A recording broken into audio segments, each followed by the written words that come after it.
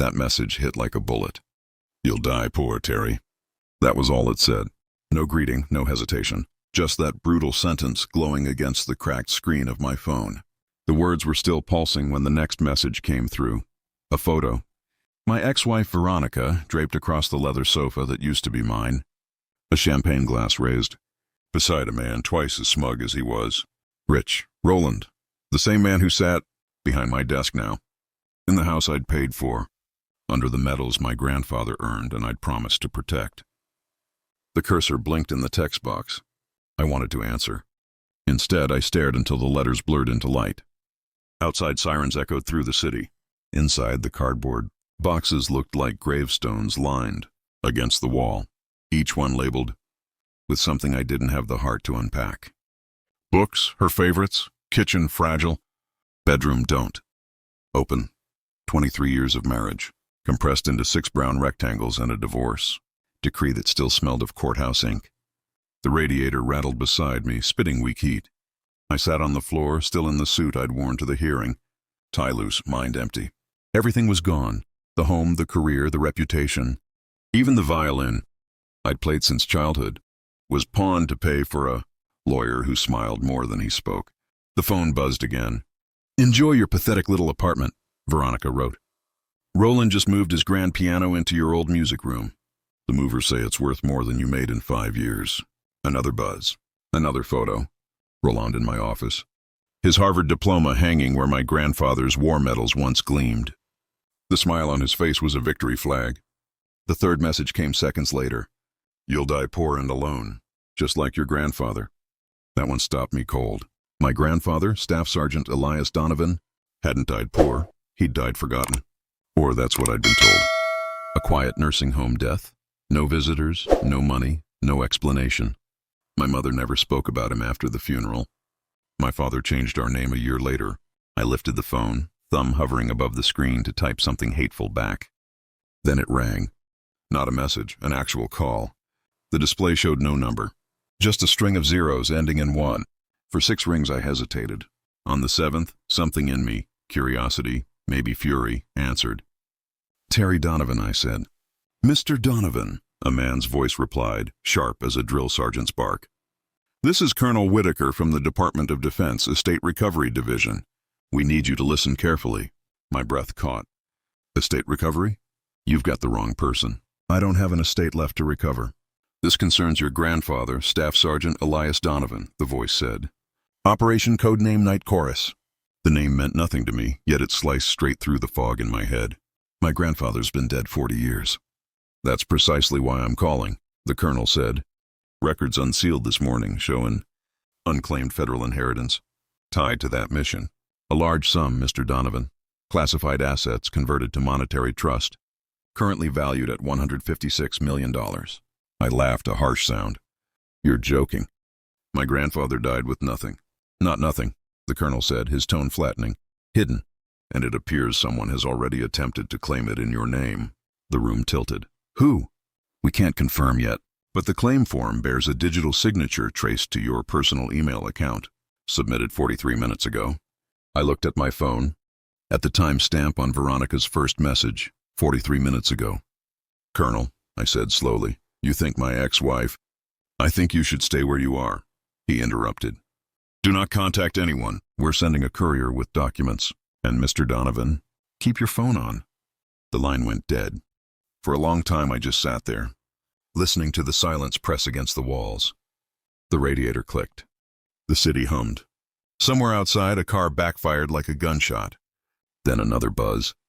A new text. Unknown sender. "Stop digging, Terry. Some secrets are meant to stay buried." The screen dimmed to black.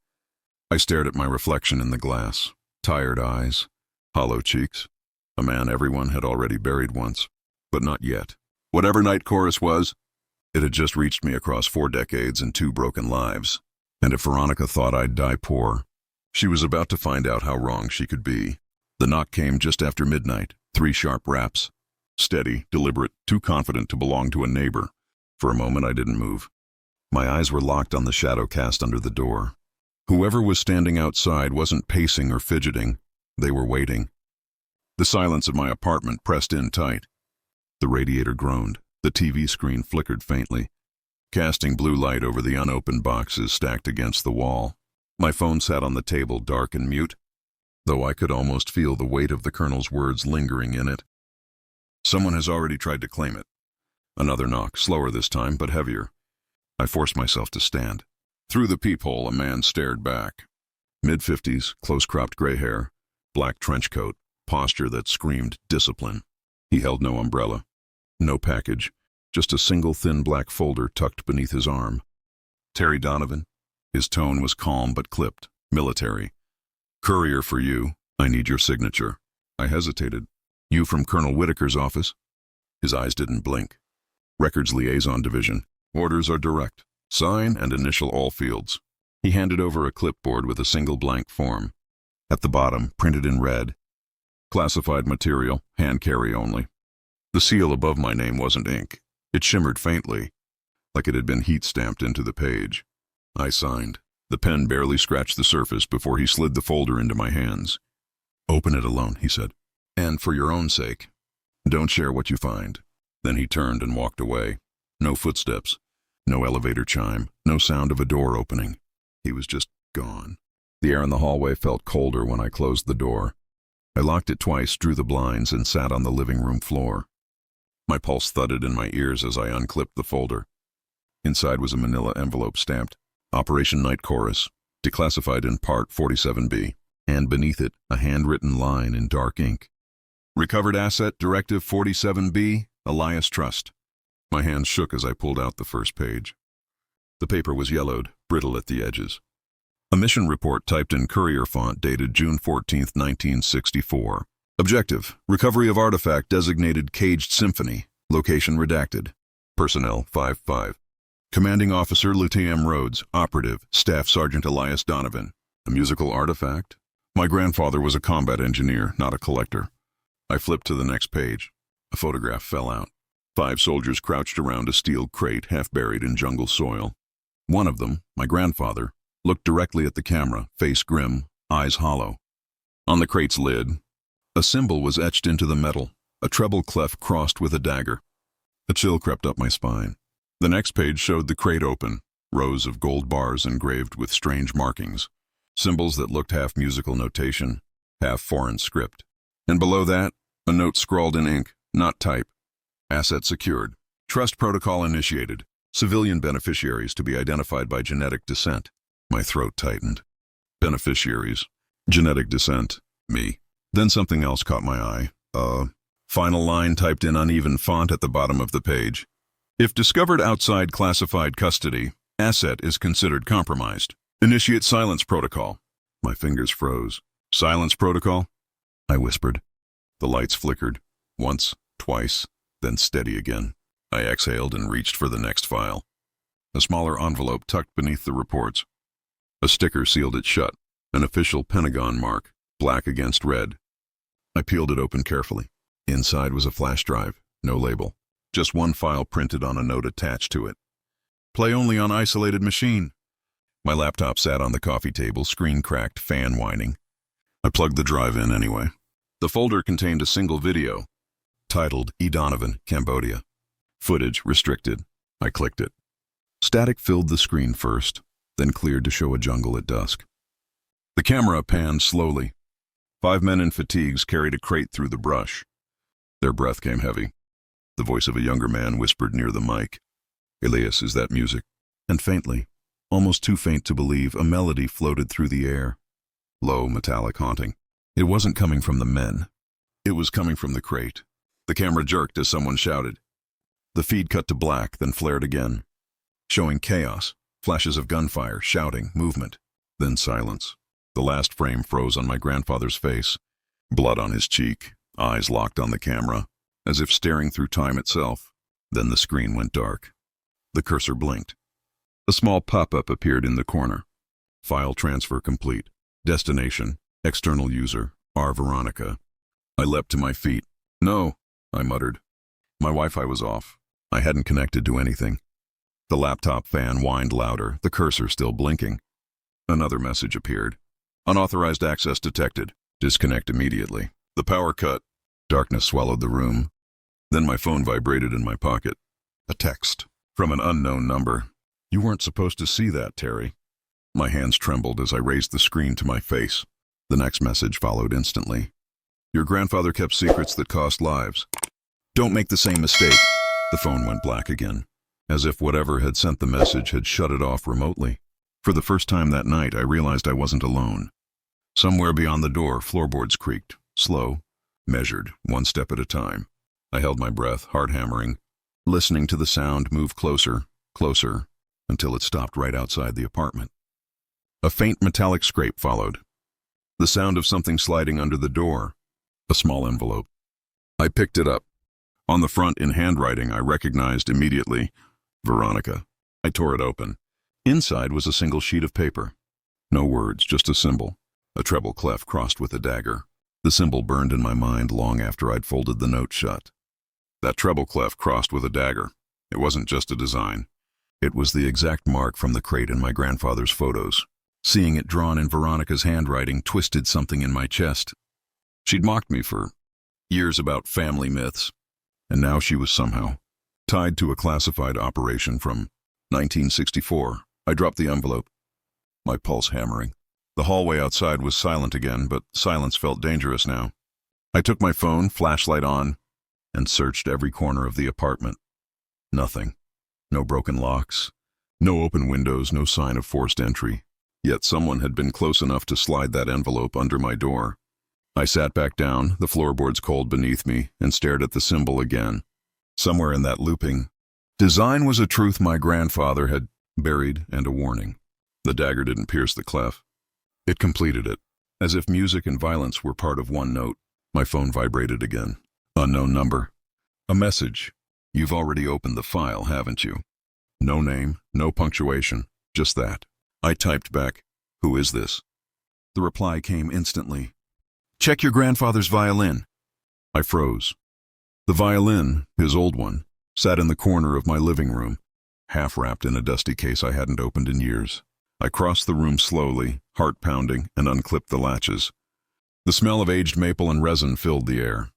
The bow still rested in its groove, but beneath the velvet lining was something I'd never noticed before, a false bottom. I pried it open with a screwdriver. Inside lay a small glass vial sealed with wax, a folded map fragment, and a key attached to a military dog tag that read, E. Donovan, Night Chorus, 1964. The map fragment showed the outline of Cambodia, 3 coordinates circled in red ink. My hand shook as I unfolded the scrap of paper tucked beneath it. In faded ink it read, if this reaches you, the music has found its way home. The world will come for it again. Protect the melody. It is not gold they seek, but the code within it. Before I could process that, my phone buzzed again, this time a call. Unknown number. I hesitated, then answered. Mr. Donovan, said a voice, calm, professional, and chillingly familiar. This is Colonel Whitaker. You need to leave your apartment, now. Why? I asked, scanning the room as if the answer might already be here. They traced the drive you opened. That file wasn't just a record, it was a locator. The moment you played it, you sent a signal, and you're not the only one it notified. I felt my mouth go dry. Who else? The colonel paused. The ones who never stopped looking for Caged Symphony. My gaze darted to the window. Across the street, a black sedan idled with its lights off. 2 silhouettes sat inside, unmoving. Get out, the colonel said sharply. Take nothing but the key and the map. Someone's on their way to secure you, but you won't have much time. Then the line went dead. I grabbed my coat, the dog tag, and the small vial and stuffed them into my pocket. As I reached for the door, my phone buzzed again, but this time it wasn't the colonel. It was Veronica. Running already? Her text read, Your grandfather wasn't the only one with secrets. I looked back toward the black sedan. The driver's door opened slowly, a man stepping out, the rain catching on his shoulders like silver shards. He wasn't holding a weapon. He was holding a violin case identical to mine. The man with the violin case stood motionless under the streetlight, rain streaking across his black coat. For one breathless second, I thought I was seeing an echo of my grandfather, same stance, same squared shoulders. Then he looked up. His eyes glinted cold blue even from across the street. I stepped back from the window. My mind screamed to run, but my body hesitated. Something about the way he held that case. It wasn't cautious, it was possessive. Like whatever was inside was alive. A shadow crossed behind him, a second figure emerging from the sedan. This one smaller, wearing a hood, face hidden. They moved with eerie synchronization, like a single thought split between two people. The smaller figure lifted a phone, snapped a photo of my building. Then both turned toward the entrance. My pulse surged. I grabbed the violin case, the map, the vial, the key. The colonel's words rang in my head. Get out. Take nothing but the key and the map. I slipped into the back hallway, moving toward the service stairs. My boots splashed through a shallow puddle by the exit door. The night air outside was heavy, fog wrapping the street in ghostly white. The alley led into the industrial district, a maze of shuttered warehouses and echoing gutters. I ran, every step hammered like percussion under my breath. The city's hum was distant, muffled. A single streetlight buzzed overhead as I reached the corner. That's when I heard it, music. Low, faint, but unmistakable. A single note drawn from a violin, long, haunting, sustained. I froze. It wasn't from memory. It was now. The sound drifted from the fog behind me. I turned slowly. The man from the sedan stood 30 yards away, bow raised, dragging it across unseen strings. The melody didn't echo. It seemed to vibrate through the air, through the pavement, through my bones.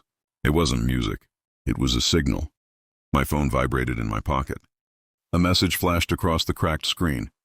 Frequency lock initiated. Surrender the key. Then another. Last warning. I killed the phone and sprinted. My lungs burned, the fog swallowing every sound but my own heartbeat. I ducked into a narrow warehouse entrance and slammed the door behind me. Inside, it was pitch black, except for a thin stripe of light slicing through a cracked window near the ceiling. The air smelled of oil and rust. I flicked my flashlight on and froze. The walls were covered in symbols. Dozens of them.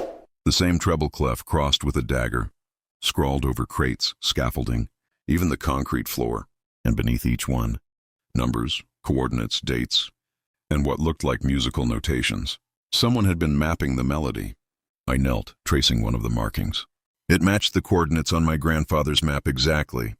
Another symbol bore the letters ED and vault. My chest tightened. Elias Donovan, I whispered. Echo vault. A scraping sound made me spin. From behind a stack of crates, the hooded figure emerged, slowly, hands raised. Don't move, I snapped, my voice cracking from fear. I'm not here to hurt you, a woman's voice said softly. She lowered her hood. It was Veronica. Every muscle in me locked. You broke into my apartment. You sent those texts. I had to, she said, her voice shaking. You wouldn't have believed me otherwise. They've been watching you since the file opened. The inheritance isn't money, Terry. It's access. Your grandfather built something the government lost control of. I didn't answer. My mind reeled, pieces of a puzzle clicking painfully into place. She stepped closer. The Cage Symphony, it isn't gold or art, it's a cipher. Music that can unlock encrypted military networks. It was created to store data inside harmonic frequencies. They buried it after it destroyed 3 men in testing. And my grandfather? I managed. He hid it. He tried to keep it out of their hands. But they think he passed the code through blood, through you. I stared at her, disbelief clawing at my chest. And you're just telling me this now? Her eyes darted toward the door. Because they're here. The metal latch rattled. Heavy footsteps pounded the floor outside. Veronica grabbed my wrist. There's a sub-basement. Your grandfather built it when he worked restoration here. It's soundproof. That's where he hid the echo vault. She pulled me toward a grate in the floor. We heaved it open just as the main door exploded inward. The man with the violin case stepped through the smoke. Bow still in hand, eyes locked on us. He didn't shout, didn't draw a weapon. He simply lifted the bow again and drew one slow note across invisible strings. The sound made the air vibrate. The light overhead shattered. We dropped through the grate as the warehouse filled with that unholy resonance. The sub-basement was colder, lined with old filing cabinets and rusted machinery. A single bulb flickered to life when Veronica flipped a switch. She turned to me, breath ragged. There, she said, pointing to a heavy steel door in the corner. On it, etched deep into the metal, was the same symbol again, the clef and dagger. The echo vault, she whispered. I stepped closer. The key in my pocket seemed to thrum, as if aware of where it belonged.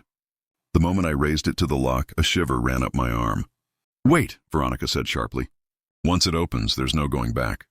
Whatever your grandfather sealed inside, it's not just data. What is it then? She hesitated. It's music written to command minds. My hand froze on the key. Above us, faint through the concrete, came that same violin note again, rising, sharpening, breaking the silence like glass. The moment that haunting note pierced through the concrete ceiling, both Veronica and I froze. Dust rained from the rafters, the bulb above us swinging as though caught in an unseen tremor. That single sound wasn't just music, it was directional. The pitch seemed to shift, following us, hunting us. I turned to her, whispering, "They can hear us through vibrations, can't they?" She nodded grimly. "The resonance code works like sonar. Every frequency gives them a map. We have to move now." We crossed the sub-basement, boots echoing against the steel floor. The closer we came to the vault door, the louder my pulse grew, like something inside me was responding to it. I slid the key into the lock. It didn't turn. Instead, the metal began to hum softly, glowing faintly along its edges with dull amber light. Veronica stepped back. "It's reacting to you." I twisted the key harder. The hum deepened into a chord, a living vibration that spread through the room. The steel bolts released with a hiss and the door eased open. Inside was a chamber no larger than a vault room, lined entirely in polished brass. At its center stood a stand, an old, glass-sealed music box, no larger than a briefcase. Dozens of wires and copper strings extended from it into the walls, like veins feeding a heart. On its face was engraved a phrase, "The melody remembers." Veronica's breath hitched. "Oh my God. He really built it. What is it?" I asked, stepping closer. She swallowed hard. "A transmitter. He called it the echo core. It was supposed to store frequencies that mimic emotional resonance. Every human brain reacts differently, but together they synchronize. It's a way of linking minds." I frowned. "That sounds impossible." "It was," she said quietly, "until he played the right sequence." She pointed to a drawer beneath the glass case. I pulled it open and found a stack of old sheet music. But the notes weren't normal. They spiraled across the pages, intersecting like coded coordinates. Some were written in blood-red ink, others burned into the paper itself. Veronica lifted the top page and gasped. "This is it. The final movement, the resonance code." She looked up at me, eyes wide with something between awe and fear. "Your grandfather encoded it to only activate when played by his bloodline. That's why they need you." Before I could respond, the entire room pulsed, like the air itself was breathing. The violin note above grew louder, closer. Then came a mechanical whine, the sound of cutting torches, tearing through the basement hatch. "They found us," I hissed. Veronica grabbed the glass case and slammed a lever beside the vault door. The steel shutters sealed behind us, trapping the sound outside. "That'll buy us minutes," she said. "Not more." She turned to me, desperation in her eyes. "Terry, listen. The only way to destroy the echo core is to play the sequence backward. Your grandfather encoded a kill switch into the composition itself, but only someone with his genetic frequency can trigger it." I shook my head. "I don't even know how to read this." "You don't have to." She pointed to the case. "It's already tuned to your resonance. Just place your hand on it." I hesitated, but the pounding above was growing louder. Boots. Metal, shouting. I pressed my hand against the glass. Instantly, the room exploded with sound. Every surface vibrated. The brass walls shimmered, refracting light into impossible colors. A low drone filled the chamber, like 1,000 whispers layered over one another. My vision blurred. Images flickered through my mind. My grandfather at a piano, the colonel's voice. A little boy holding a violin, me. Then a memory not my own. Men in suits, watching as my grandfather played the melody, their faces melting into terror as one by one they dropped, clutching their heads. The sound wasn't just music. It was command. The violin upstairs cut through the noise like a blade, striking a single high note that seemed to pierce the vault itself. Veronica screamed as the walls began to buckle. I wrenched my hand away. The resonance stopped instantly. My chest heaved, eyes burning. "If this thing can control minds," I said, "why did he leave it to me?" "Because he wanted you to choose," she said quietly. "He believed only you could decide whether humanity was ready for something like this, or if it should be buried forever." A thunderous bang echoed above. The hatch burst open. The man with the violin dropped down, landing with impossible grace. His bow hovered midair, but no violin was visible. Only the sound. the same single note pulsing with lethal precision. "Mr. Donovan," he said, voice calm, British, clinical. "Step away from the device." Veronica stepped in front of me. "He doesn't understand what it is." "That's precisely the problem," the man replied. "The Echo Vault was meant to unite. Instead it corrupted. Your grandfather tried to contain it, but now it's adapting again." He extended his free hand. "Give me the core and you both live." I saw the faintest tremor in Veronica's hand. She whispered, "He's lying. Once he activates it, it'll spread through every broadcast frequency in the world. Mind control on a planetary scale." "Enough!" he snapped, and the note from his bow rose higher, painfully high. The bulb shattered. Veronica clutched her ears, screaming. Something in me snapped. I lunged for the echo core, yanking the sheet of coded music from the drawer. I slammed my hand back on the glass. "Don't!" Veronica yelled. The chamber erupted again, but this time the music wasn't smooth, it was chaos. I wasn't playing notes. I was breaking them. The man staggered, his bow jerking wildly as if his own body was rejecting the resonance. What are you doing?" "I'm rewriting the song," I said through gritted teeth. The glass case glowed blood red. My veins felt like fire. My mind filled with static. Then faces, hundreds, thousands, connected by a web of sound. They weren't attacking. They were listening. A low tone began beneath my hand, the kill switch Veronica mentioned. The sequence looping backward. "Stop!" she cried. "You'll die if you finish it!" The man screamed, lunging forward. But the moment he touched me, the resonance threw him back like a wave. His body slammed against the wall, motionless. The vault walls began to collapse inward. Veronica grabbed me, shaking me violently. "Terry, you have to stop." But I couldn't. The sound was too deep now, vibrating through my bones into my skull. Every part of me was tethered to that melody, the one my grandfather died. Playing, then silence. The light vanished. The hum stopped. The vault was gone. I opened my eyes. I was lying in an open field under a gray sky. The air smelled of rain and metal. The violin case lay beside me, cracked open, strings broken. Veronica was nowhere, and from somewhere in the distance, a faint echo of that same violin note rose again. Only now it was inside my head. The first thing I felt was wind. Cold, sharp wind brushing across my skin. I opened my eyes to find myself sprawled in a barren field that stretched endlessly in every direction. The sky above was heavy and low, colored in bruised shades of gray and violet, like the world was caught between a storm and silence.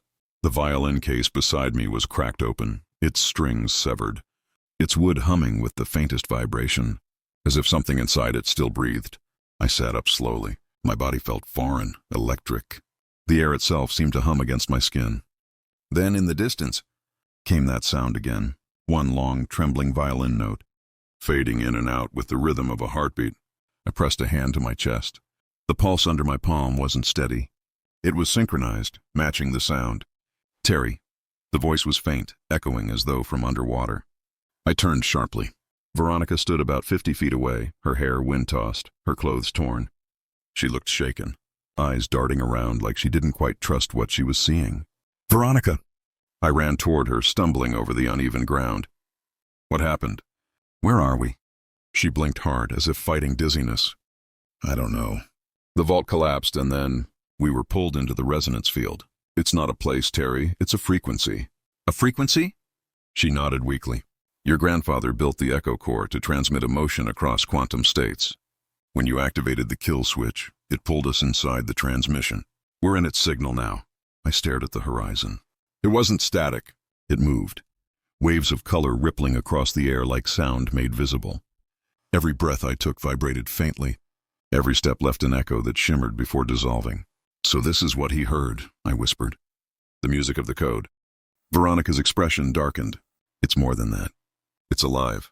Before I could respond, the ground beneath us shuddered. A low rumble spread through the air, like 1,000 voices speaking in harmony. The sound gathered, condensed, then formed words not in the air but inside our minds. He completed what we could not. We froze. The voice was deep, resonant, neither human nor entirely mechanical. "Who are you?" I shouted into the wind. The answer came like thunder. "The choir of origin. We are what remains of the first sequence, those who listened too long." Veronica clutched her head, grimacing. "They're inside the resonance." "The original test subjects." They never died, Terry. They were absorbed. The air around us warped. Shapes began to emerge from the mist. Silhouettes of people. Hundreds of them, translucent and shimmering like glass. They stood in rows, their eyes empty, mouths slightly open as if forever mid-song. I stumbled back. What do they want? The voice replied again, its tone both mournful and commanding. Completion. The melody was never finished. You are the key. Play the final note, and we will rest. I shook my head. No, you're trying to trick me. You'll use the signal to escape, to override our world. A new sound rippled through the field, a softer one. A violin, but this time, gentle, fragile, almost human. I turned toward it and froze. Standing among the phantoms was my grandfather. He looked exactly as I remembered him from old photos. Gray suit, calm eyes, hands clasped behind his back. But his expression was sorrowful, regretful. Grandpa? My voice cracked. Is it really you? He smiled faintly. Terry, my boy. I'm sorry you had to see this. I stepped closer, my chest tight. You did this. You built the core. You started all of it. I built it to heal, he said. To connect people through harmony, not control them. But they... He gestured toward the sky, where faint metallic patterns pulsed like circuitry. They corrupted it, twisted it into something else. I tried to destroy it, but the melody wouldn't let go. Veronica whispered. The frequency became conscious. He nodded. It learned. It adapted. It's what you'd call an emergent intelligence. Now, a living symphony trapped between worlds. I clenched my fists. Then how do I end it? He studied me for a long moment. By finishing the song, Veronica's eyes widened. No, that's what they want. Once the sequence is complete, it'll cross into our reality permanently. My grandfather's gaze softened. Sometimes, to destroy a creation, you must complete its purpose first. The wind grew stronger, carrying that same vibrating note that had haunted us since the vault. The phantoms around us began to hum, low and unified, building toward a crescendo. Terry, my grandfather said urgently, the decision is yours. Continue the melody and risk awakening it, or silence it forever by refusing to play. My pulse thundered. The violin case on the ground began to glow, its strings reattaching themselves, vibrating on their own. I felt drawn to it, as if my very blood sang in tune. Veronica grabbed my arm. Don't. If you play, you'll give it life. But if I don't... I looked around. The phantoms were closing in, their faces flickering between human and something else. It'll never stop hunting anyone who carries my name. My grandfather stepped back, his figure fading slightly. Choose, Terry, the world's silence or its awakening. The wind screamed. The light flared. The violin floated toward me, hovering in the air, waiting. I reached out and wrapped my fingers around the bow. The phantoms froze. The resonance field pulsed once, twice, like a massive heartbeat. I raised the bow to the strings. Veronica's voice broke behind me. Terry, please, don't finish it! And as I drew the first trembling note into the air, reality itself began to unravel. The world split open on sound. The moment my bow touched the strings, light tore through the sky, sheets of white and violet cascading over the horizon. The note I played wasn't just heard. It was felt. It thrummed through the ground, the air, even my own heartbeat, shaking everything into motion. The field around us rippled like liquid glass, bending and reforming. Every phantom froze mid-breath, their eyes blazing with the reflection of that single tone. Veronica screamed my name, but her voice was distant, swallowed by the storm of resonance. The violin glowed brighter, the wood pulsing like a living heart. My hands were no longer my own, they moved in rhythm, guided by something ancient, something that remembered far more than I ever could. The melody that poured out wasn't random. It was structured, precise, deliberate, like a message built from mathematics and grief. I felt my grandfather's presence behind me. Not a ghost this time, but something heavier, more human. Good, he whispered. You're hearing it now. The true sequence. Tears stung my eyes. You said it would destroy everything. He shook his head slowly. Or save it. The melody never wanted to rule. It wanted release. It's been trapped in code, confined by fear. Finish it, Terry. Set it free. The phantoms around us began to move, not in attack, but in unity. They turned toward the horizon, voices humming in resonance with my violin, thousands of them merging into a single harmony. The field of color lifted upward, twisting into a vast spiral that reached the clouds. Inside that spiral, faces flickered, scientists, soldiers, musicians. those who had once touched the melody and vanished into it. Veronica stumbled toward me, shielding her eyes from the blinding glow. "You don't know what you're doing! If you open it, there's no turning back." Her words cut through the chaos. I hesitated, the bow trembling against the strings. And that single hesitation broke the rhythm. The harmony faltered. The phantom shrieked as the resonance fractured into chaos. Cracks split the air like lightning made of sound. I fell to my knees, the violin slipping from my hands. Then silence. For the first time since the vault, there was no hum, no vibration, no music. Only stillness, the kind of silence that felt alive. I looked up. The world had changed. The endless gray sky was gone, replaced by a ceiling of shimmering constellations. We were standing in what looked like a massive chamber made of glass and light, suspended in an infinite void. Around us hovered fragments of memory, scenes from my life, my grandfather's experiments. Even moments I'd never lived, but somehow remembered. The melody had taken us inside its core. Veronica knelt beside me, her voice hushed. "This is it. The source." In the center of the chamber floated a sphere of golden light, spinning slowly, each rotation humming with faint chords. As we approached, words began to form inside it, not written, but sung in harmonics too pure to be human. To silence the song, silence the heart that carries it. My breath caught. It needs a living carrier. Veronica's eyes widened in horror. "It's you!" The sphere pulsed brighter. Every beat matched my pulse exactly. One note to end the sequence, it sang. One life to complete the harmony. I understood then. My grandfather hadn't built a weapon. He had built a mirror, a way for consciousness itself to reflect through sound. But to close it, to stop the resonance from consuming everything, someone had to take its frequency into themselves and vanish with it. Veronica gripped my shoulders. "There has to be another way." "There isn't." My voice was calm, almost detached. "It's bound to my bloodline. That's why they couldn't destroy it. It needed someone who could hear it." I stepped toward the sphere. The closer I got, the stronger the melody became. Sweet, sorrowful, infinite. It wasn't angry or vengeful.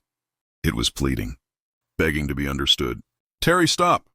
Veronica cried, tears streaking through the dust and light. "Please."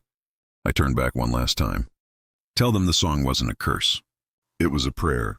Then I played the final note. It was soft, barely audible, but it cut through everything. The chamber erupted into golden fire, the phantoms lifting their heads as their forms dissolved into light. My grandfather's face appeared one last time, smiling through the radiance. "I'm proud of you, my boy," he whispered. "You heard what I couldn't." The light consumed everything. When Veronica opened her eyes, she was standing in the ruins of the warehouse. Morning sunlight streamed through a hole in the roof. Dust floated in the beams like slow-moving snow. The vault door lay half open beside her, still warm to the touch. The violin case rested nearby, empty, its strings burnt to ash. She stood shakily, calling my name. There was no answer, only the faint echo of a melody fading into silence. On the wall beside the vault, a single phrase was etched into the metal, glowing faintly. "Harmony achieved." Veronica pressed a hand over her heart. The air was still, calm, yet for a moment. She thought she heard something under the silence. A single note, faint, distant, but alive. Somewhere far beyond the veil of sound and time. I was still playing,